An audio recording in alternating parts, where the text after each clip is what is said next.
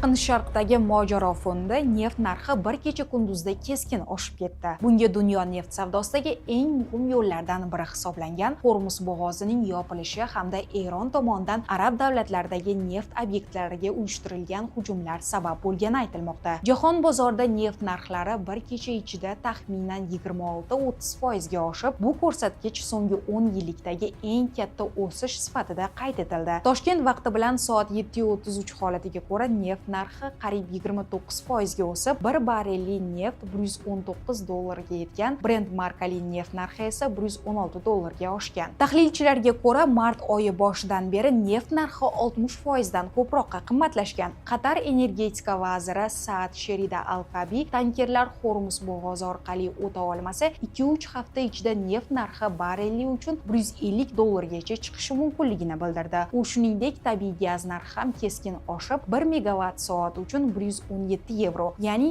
1000 kub metr uchun taxminan $1420 gacha yetishi mumkinligini aytdi. Neft narxining keskin oshishi muhokamalar markaziga chiqqach, Tramp o'zining Truth Social ijtimoiy tarmog'i orqali neft narxining bu o'zgarishi dunyo tinchligi oldida hech narsa emasligini bildirdi.